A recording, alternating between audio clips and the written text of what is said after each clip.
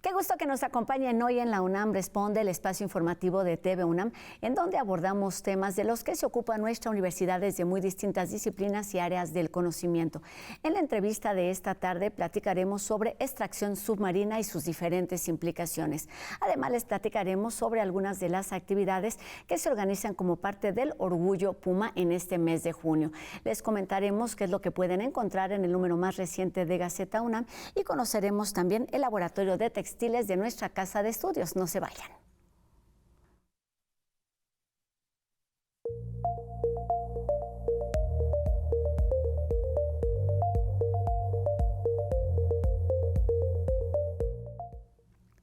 La explotación minera ha sido un tema polémico en la historia de nuestro país y recientemente la extracción submarina ha despertado también el interés debido, por ejemplo, a la demanda de minerales utilizados para la generación de energías limpias. Hoy hablamos del impacto en los ecosistemas marinos y la biodiversidad, así como de un llamado que hizo un comité internacional científico que emitió recomendaciones también a nivel mundial. Y bueno, para ello saludamos a la doctora Elba Escobar Briones, que pertenece al Instituto de Ciencias del Mar y Limnología de nuestra universidad. Doctora, bienvenida a la UNAM Responde. Buenas tardes. ¿Qué tal? Buenas tardes y pues, qué gusto. Qué gusto que esté aquí con nosotros para hablar de un tema que le ha ocupado buena parte de su trayectoria y además de los últimos meses, que tiene que ver con la extracción minera submarina. ¿A qué se refiere este término, doctora?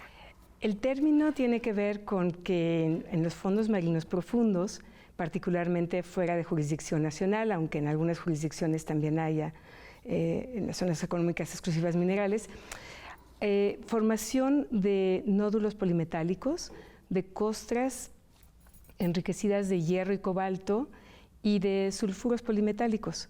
Estos son generados por las interacciones entre el agua, los fondos marinos, la actividad propia del fondo marino y el planeta. Entonces, estos se detectaron desde los años 40 y posteriormente han sido atractivo para muchos países para extraerlos y con ello resolver algunos aspectos de la energía limpia.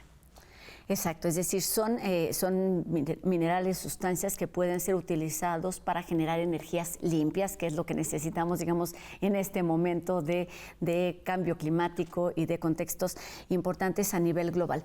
Pero, ¿qué es lo que se sabe de este tema? Es decir, ¿cuáles serían las implicaciones de realizar este tipo de prácticas? En sí, no se han hecho este tipo de prácticas. Tal vez se han hecho algunas pruebas por algunas compañías y particularmente algunos países que tienen la posibilidad de llevarlo a cabo fuera de jurisdicción nacional. Algunos países lo han estado explorando en su misma zona económica exclusiva, ejemplo en el Atlántico Norte. Y la idea es extraer estos minerales para tener una producción propia de minerales que permita hacer esta transición de energías de hidrocarburos a energías limpias. Es profundo, lo cual implica que tiene que tener infraestructura y el costo es muy elevado para poder aplicarlo. ¿Por qué? ¿De qué estamos hablando cuando hablamos de profundidad? ¿De cuántos metros y qué significa esto? En términos, por ejemplo, de infraestructura a la que te refieres. Claro, comúnmente esto ocurre a profundidades por debajo de 500 o de 1000 o de 3000 metros, dependiendo dónde se ubique esto geográficamente. Y se requiere un buque oceanográfico, primero para llevar a cabo la exploración, para poder entender qué es lo que se tiene, cuánto se tiene y si es viable la explotación económica. Okay. Segundo, es conocer qué tipo de recursos se tienen, muy específicamente, y eso ya implica para algunos países al menos una ventana de 15 años para llevar a cabo esos estudios. Implica también trabajar en escalas muy pequeñitas, esto quiere decir utilizar tecnología como son robots, equipos que puedan estar tripulados y no tripulados, hacer levantamientos y tener personal muy capacitado a bordo del buque en laboratorios que puedan hacer este análisis de levantamiento batimétrico, que sería que hay en el fondo marino, cómo se ve la rugosidad, la topografía, y tener después gente a bordo y en el laboratorio que pueda entender qué diversidad está asociada a este tipo de fondos, que analice la química del mineral, que analice la biología de lo que vive a esas profundidades y cómo se distribuye. Eso es el primer paso, digamos, hacer el mapeo y hacer una base de datos de lo que tenemos. Y posteriormente ver, de extraerlo, si habría un impacto. El analizar qué impacto puede existir, eso nos implica conocer escalas de tiempo y espacio. La pregunta sería, ¿cuánto tiempo voy a requerir para extraer un poco de este mineral y cómo lo voy a extraer? Entonces, si son los nódulos polimetálicos, se ha hablado y se ha discutido mucho que se pudiera elegir casi pelotita por pelotita y extraerlo, lo cual tardaría muchísimo y es algo realmente muy difícil de que se crea que se pueda hacer. Y poco impráctico, digamos, también Sí. en términos comerciales, en términos Exacto. de inversión. Exacto, por el costo que pueda tener mantener una embarcación a bordo, con personal a bordo y extraerlo durante semanas. Pero tal vez la parte más importante es el impacto que pueda llevarse a cabo en el fondo marino durante la extracción, cualquiera que sea el método que se vaya a hacer. Porque se tiene que evaluar cuál es el impacto que hay en esa frontera de agua y el fondo marino, que es donde viven los organismos. Y los organismos que viven en esa frontera hacen funciones muy importantes a nivel planetario. Claro. Tal vez dos de las más importantes sería una, es la transformación de que todo lo que cae y se deposita, que comúnmente es material de organismos muertos o sus desechos, lo pueda transformar a materiales básicos, como serían elementos básicos, compuestos básicos de nitrógeno, de fósforo, de carbono, de sílice, pero también el que puedan empacar el carbono hacia el interior del sedimento. Este segundo papel, esa función, es sumamente importante y la hemos visto que tiene un papel a lo largo de muchos millones de años para modular el clima del planeta y que mantiene el cambio climático a raya, en pocas palabras. Entonces, el empacar este carbono orgánico e inorgánico al interior del sedimento se llama secuestrar el carbono, y este almacén de carbono es un gran reservorio de carbono que hay en el planeta que ha mantenido pues, el clima tal que permite que haya vida en el planeta. Claro. Entonces, quitar esa capa de la frontera entre el agua y el sedimento, los primeros 10 centímetros, tiene implicaciones de un daño extraordinariamente grande, que no lo hemos evaluado para la escala que representaría hacer minería. Claro, pero lo que sí se sabe, lo que sí se tiene conocimiento es la importancia que tiene el mar para la vida toda, no solamente en este ecosistema, sino para la vida y para el equilibrio del planeta. Exacto. Y en cuanto a los servicios ambientales que brinda, por supuesto, a nivel global. Y es por eso que resulta, digamos, de vital importancia el que se hagan estudios, el que se hagan acuerdos para evitar o por lo menos retrasar, digamos, estas prácticas que hoy en día están como pruebas. Y sobre esto ha hecho mucho, digamos, un comité, un panel del que eres parte. Cuéntanos cómo surgió y cómo está conformado, cuáles son sus objetivos. Este panel internacional para las ciencias oceánicas se crea en Francia y el presidente de Francia solicita que haya un consejo, un comité de expertos en fondo marino que pudiera explicar por qué no todos los países han querido seguir una moratoria o qué conocimiento tenemos que pudiera detener temporalmente el potencial de querer explotar los minerales del fondo marino y que, basado en conocimiento sólido, robusto, científico, permita guiar tanto a los que toman decisiones para llevar a cabo la minería, como aquellos que quisieran llevar a cabo la conservación de la diversidad y sus procesos, o aquellos que quisieran ver el largo plazo del impacto que pueda tener la extracción minera, que pudieran estar mejor informados. Y entonces para ello se conformó un comité de personas que son expertas en diferentes disciplinas, que representen diferentes países, que tuviéramos un balance de género, de generaciones y geográfico, que permitiera informar con un documento qué decisiones deben tomarse y por qué. O sea, no nos está guiando a tomar una decisión, sino que si tomo una decisión, qué información falta, si tomo otra decisión, qué información todavía es requerida, y si tomo otra decisión, puede haber muchas decisiones. Claro, digamos, los criterios que se deben considerar para aplicarse en distintos casos. Están ahí presentes 18 especialistas de 16 países. ¿En qué consiste y cuáles son, digamos, algunos de los puntos principales con respecto, en este caso, a la extracción submarina? Uno es hacer un mapeo de qué conocimiento tenemos del mar profundo y especialmente en aquellos sitios que tienen, pues, potencial para ser extraídos recursos minerales.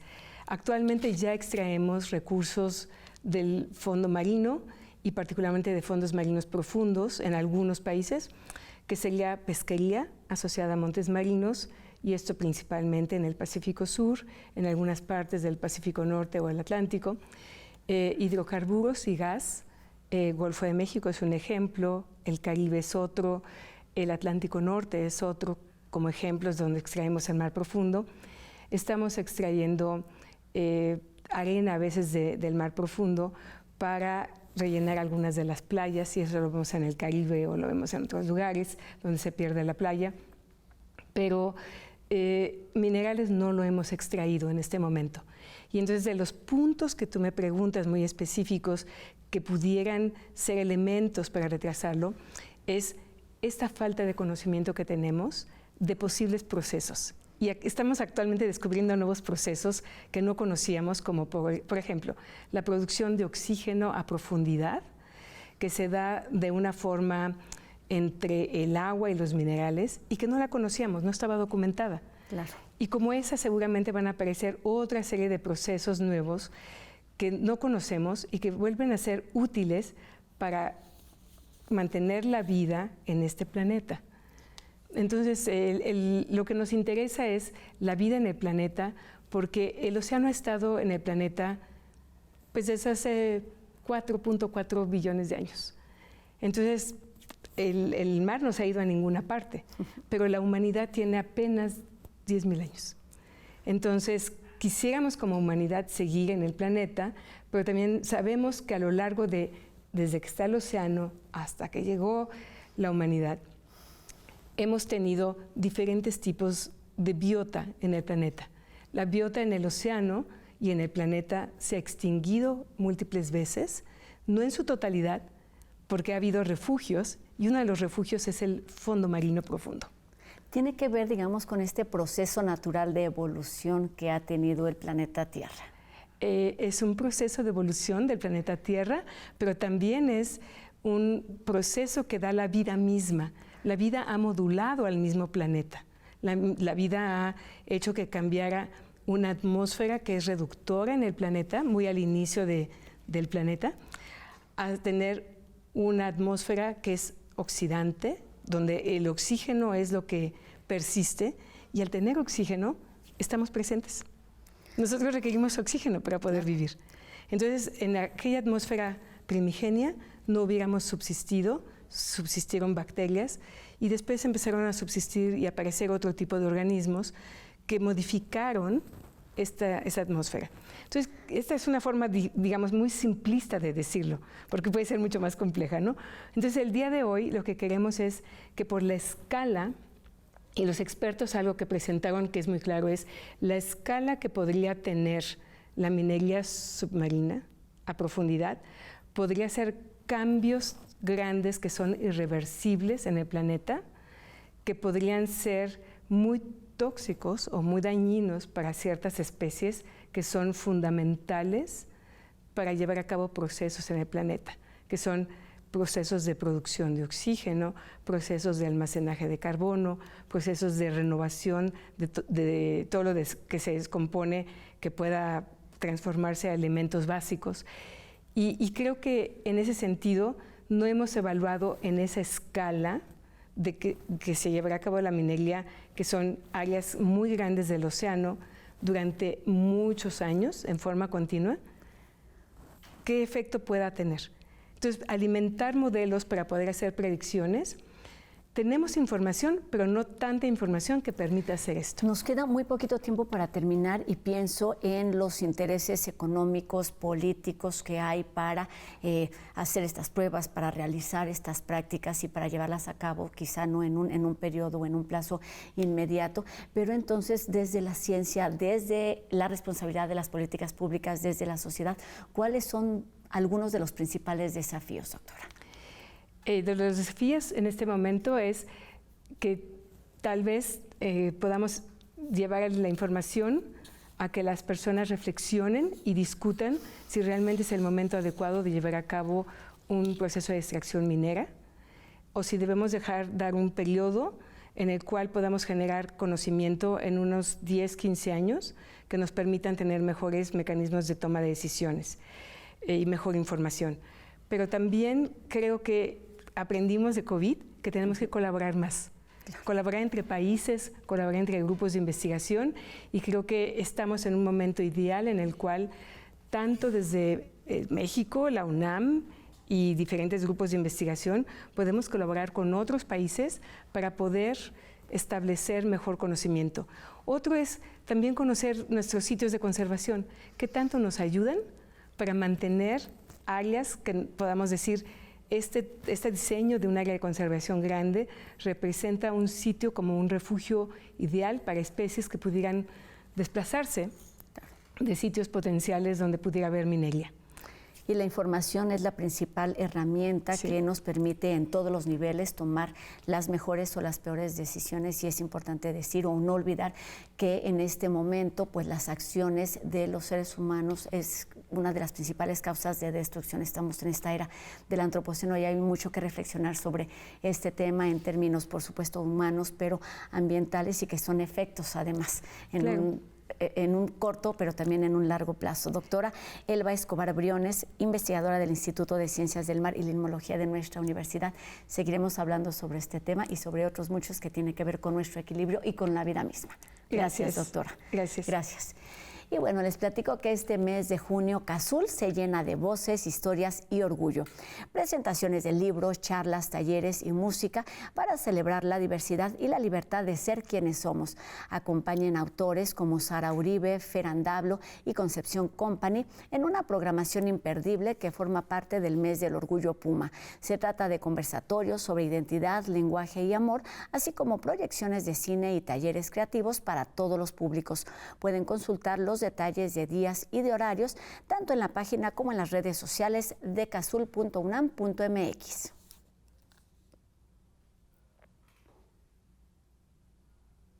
Y en más sobre este tema y el mes del orgullo, la UNAM organiza más de 150 actividades para visibilizar y reconocer los derechos de las comunidades de la diversidad. Esto y más en la Gaceta de ayer.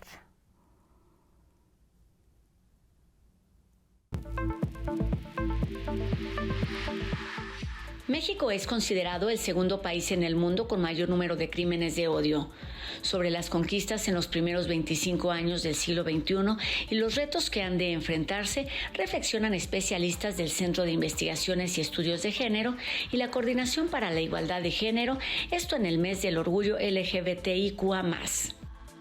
Autor de 20 libros, el poeta, escritor y académico universitario Vicente Quirarte recibe el Premio Nacional de Artes y Literatura 2024 por sus aportes a la lingüística y las letras que entrega el Instituto Nacional de Bellas Artes y Literatura de México.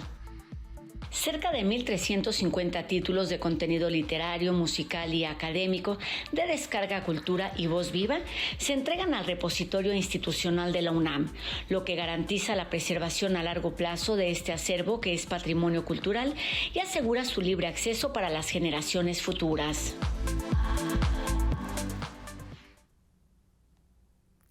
Y es momento de escuchar algunas historias y leyendas sobre el queso en A la Conquista del Sabor. Joel de Alba nos habla de este alimento que podemos encontrar en diferentes variedades.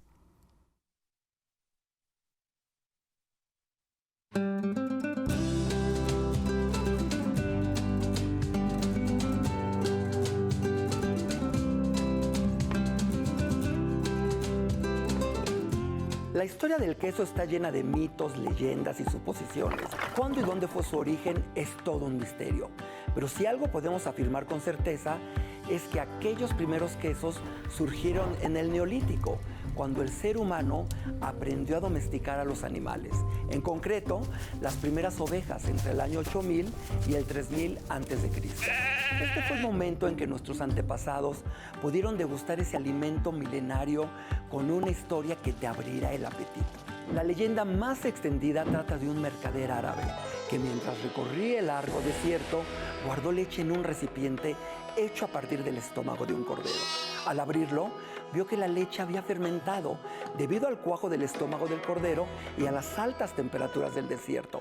Otra versión de la misma leyenda tiene como protagonista a Kanama, un pastor del Asia Menor, que tuvo el mismo final, descubrir un delicioso alimento, fruto de la fermentación de la leche. Otra historia más romántica proviene de la mitología griega, diciendo que fueron los dioses del Olimpo quienes enseñaron a los humanos a elaborar el queso como regalo divino, y no estaban lejos de la realidad, ¿verdad? Desde las antiguas civilizaciones, el queso se ha almacenado para las épocas de escasez y ha sido considerado un alimento con numerosos beneficios, como la facilidad de transporte, buena conservación y su alto contenido en grasa, proteínas, calcio y fósforo. Los hallazgos arqueológicos más antiguos vienen del Antiguo Egipto, donde se cree que se elaboraban quesos frescos, similares al requesón, batiendo la leche, almacenándola en sacos de piel de cabra y filtrándola en esteras de caña. Cuna de su origen también fue la antigua Mesopotamia, donde fue encontrada la lechería, un friso sumerio del templo de la diosa de la vida, Ninhursag, que muestra detalladamente las fases de producción de queso, desde el ordeño, el batido y filtrado hasta el almacenaje. El queso también tiene un gran protagonismo en recetas y postres muy preciados en la antigua Grecia, donde no se comía solo, sino mezclado con harina, miel, aceite, pasas y almendras. Pero fue la antigua Roma donde se catapultó su popularidad hasta límites insospechados. Los antiguos romanos consumían queso sobre todo de cabra, prácticamente a diario, y lo condimentaban con tomillo, pimienta, piñones y otros frutos secos. Su proceso de elaboración era muy similar al que utilizamos en la actualidad, y fue este el que se extendió en todos los confines del imperio.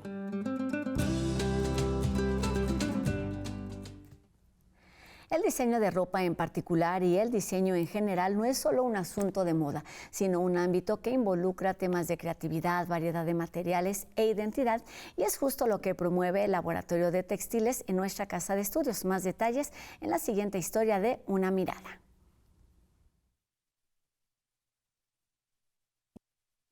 Desde hace más de 3 décadas, el Laboratorio de Textiles de la UNAM se ha dedicado a estudiar el proceso creativo detrás de la moda, fusionando este arte con los principios del diseño industrial. Su enfoque multidisciplinario ha permitido estudiar cómo las texturas, colores y formas van más allá de lo visual, contribuyendo al desarrollo de prendas y accesorios sostenibles. La moda tenía como pocas posibilidades de sobrevivir, ¿no?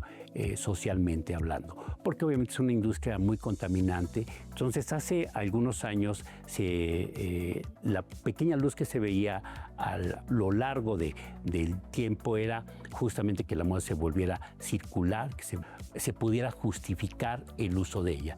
Entonces, la sostenibilidad fue uno de los elementos que se tomaron como pretexto, pero a final de cuentas vas contribuyendo a este gran problema que tiene la moda. Ubicado en el Centro de Investigaciones de Diseño Industrial de la Facultad de Arquitectura, el proyecto ofrece una asignatura optativa abierta a estudiantes de todas las carreras. Hay básicamente una materia que es obligatoria para los chicos que estudian diseño industrial, donde pasan por varios laboratorios y en especial este laboratorio está destinado a materiales flexibles, donde para poder justificar la forma utilizamos tendencias de moda, vemos el área como de ensambles de los productos, cómo se compran los materiales, cómo se pueden manipular su estructura física y desarrollan un pequeño complemento. Los estudiantes han creado desde prendas de vestir hasta muebles y objetos, utilizando materiales innovadores como fibras recicladas, textiles derivados de la flor de bugambilia e incluso tejidos elaborados con té de kombucha. Cuando haces una prenda tienes que considerar el color, tienes que considerar el usuario. Cuando generas un objeto comúnmente industrial, una silla, una mesa, también tienes que considerar eso, inclusive considerar las tendencias para darle un color adecuado, la madera que está de moda, el metal o el acabado de metal. Este laboratorio es el espacio ideal para que los estudiantes puedan desarrollar sus habilidades, innovar, crear y lanzar sus propios productos y marcas, y así contribuir al desarrollo del sector textil y de moda en el país.